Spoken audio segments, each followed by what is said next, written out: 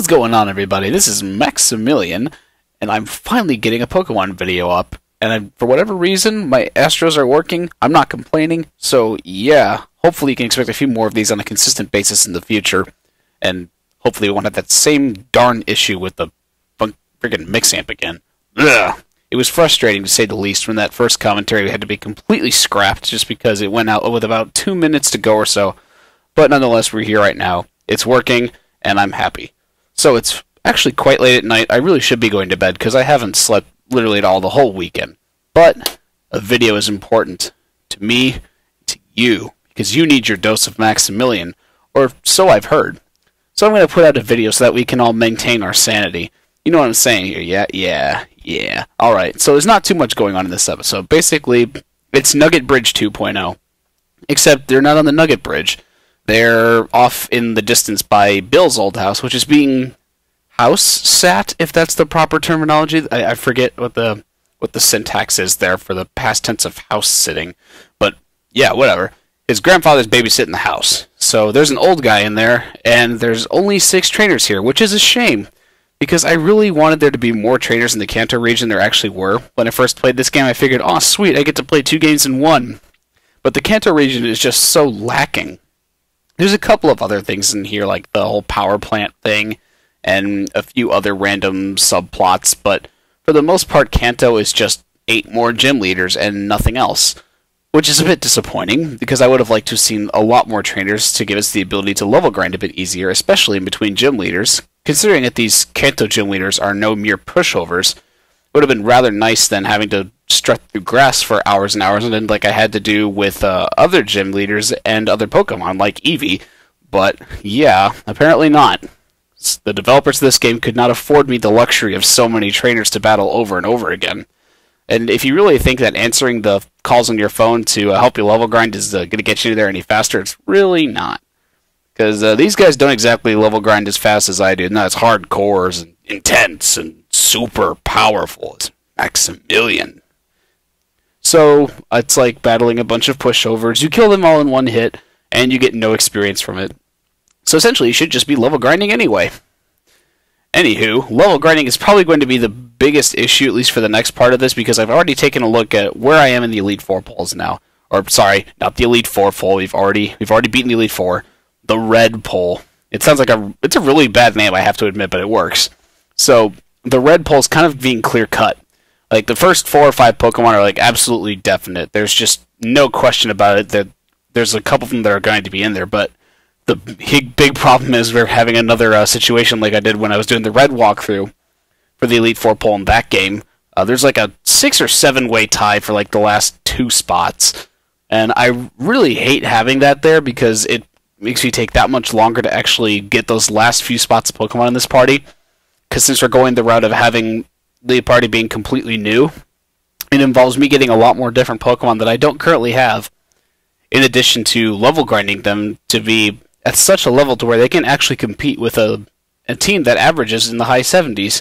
And trust me, that's not easy at all, by any stretch, especially in this game when you don't have infinite rare candies. Like, I mean, in theory you do, but honestly, who is going to keep restarting the game like 300 times to level grind their Pokemon using rare candies? They're just not going to do it. Like, I know I'm not going to do it, so don't expect me to do it. It's honestly, I think level grinding is probably even faster than doing it that way. You're probably better off just straight up level grinding. And then you're left with so many Pokemon clones after that that you have to spend half the time releasing them. It's just like this swarm of useless Pokemon, whatever you cloned, that were holding the item. So I really don't want to mess with that. I know some of you have been requesting some Pokemon which may or may not be in this version. I just request that when you do vote for a Pokemon on the Elite Four team, try to keep it within the game. So try not to vote for Mew or Mewtwo because, well, basically it's impossible. I mean, technically it's not, because I could glitch into it, but it would take forever. And really the only Pokemon I'm planning on glitching into in this game is Celebi. Because, well, you should see the glitch because it is pretty interesting and very complicated. So I at least want to give you an example of it, but I really have no intention of doing it more than once. And there are some Pokemon which are in Gold only. Now, I can't remember if some of the more popular ones are Gold only Pokemon. but try to keep it within the realm of silver, because again, I don't have the capability to trade with the emulator setup I have.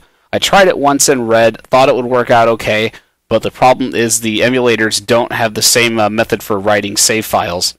So it will corrupt save data when going between certain emulators, and at this point in the game, that would just be catastrophic to leave the walkthrough where it is right now, just hanging off a cliff, ready to die, because there's no way I'm going to be able to start over if this thing somehow gets lost or deleted.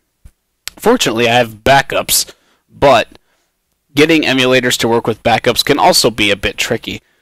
So I'm going to try to avoid any kind of complicated measures, if at all possible. Just keep that in mind whenever you're voting for the polls, and that would just be fantastic. You know, yeah. Help me out a little bit here, is basically what I'm saying. Try to make this a little bit easier on me. Try not to complain here, but at the same time, I'd like to keep this within reason. But anyway, the red poll will get taken care of eventually. I believe I'm going to stop it after the probably the 6th, the gym. At least that way I can say, okay, we're done here. Now I've got time to not only get the Pokemon, but level grind them. And that way it's basically out there, because we have other things we can do before red anyway. Like, I would consider red to be the grand finale of the Silver Gold games. I guess it would be the equivalent of fighting Professor Oak in the Pokemon Red walkthrough that I did earlier.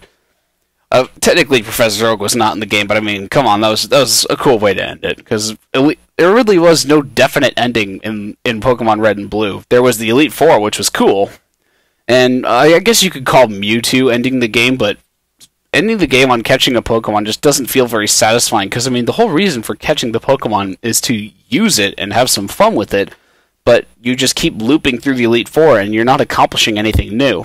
I mean, essentially, you're just filling up the memory on your game chip, or whatever that thing is called for your Game Boy, with Hall of Fame data, and who cares? So, this is basically like the ultimate accomplishment. The end-all, be-all of the game is red. So we're going to save him for the absolute last thing we do. That's going to be the end of the game is beating red. Now in between there, we do have to get the Beastie Boys, or the dogs, or whatever you want to call them, Entei, Suicune, and Raikou. And they are walking around Johto somewhere. Not entirely sure where they are right now, but I have run into them a couple of times. So hopefully I'll just take like an episode or two when I have a huge chunk of free time, because I found an experience that these things do not come by easily. I will go ahead and get them with Master Balls, because trying to catch them with regular Pokeballs is just much too difficult. And I have multiple Master Balls, so I really should make use of them. Let's see, after those guys we have still to catch Ho-Oh, which could definitely be used in the fight against Red. Actually, I would highly recommend it, because he starts at level 70 and is a very strong Pokemon in general. So if you guys would do me a favor, vote for Ho-Oh, because, I mean, come on. I know it's not gold, but still, Ho-Oh, it's ridiculous. Come on! I know I'm kind of pushing Lugia pretty hard for this party here, but Ho-Oh in there would be pretty sweet. And it would make it a lot easier on me, too, because that's so much less level grinding I have to do. Even though it's only at level 70, it'll still be about 7 or 8 levels lower than the remainder of Red's Pokemon. It'll still be very, very strong, because its stats are nothing to scoff at. So it definitely would be competitive, even if I did nothing to it at all and just brought it in there. That would be one of the better ones to pick up. Although at this point, I'm probably just going to have to suck it up and level grind a ton to be able to get my party in the 70s. That's a long way away from now. We're not even close to fighting Red yet. Still have several gym leaders, several subplots to go. All kinds of crazy stuff. But that's just kind of a brief outlook of what I'm planning on doing with Red. And hopefully you guys will help me out a little bit here. Vote for awesome Pokemon. And yeah, that'll be that. That will be that. But yeah, that's the end of the Nugget Bridge / trek, hike, cerulean grasslands, whatever thingy that we just did. And look, it's an old man in a house. And for some reason, he has this fascination with Pokemon that have large tongues. So let's break out the Ampharos, because, you know, he's got a big tongue. Ampharos is the boss. I like the ring of that. Ampharos the boss. Yeah. I should go to the nickname dude in Lavender Town and rename him the boss. I'm thinking I'm going to do that in one of the future episodes. Yep, it's decided. Ampharos will now be referred to as the boss. And anybody not referring to Ampharos as said boss shall be disciplined severely for such a severe lack of respect to His Royal Highness. So anywho, thanks for watching. Pleasure to be with you again. Stay tuned for more episodes. See you later.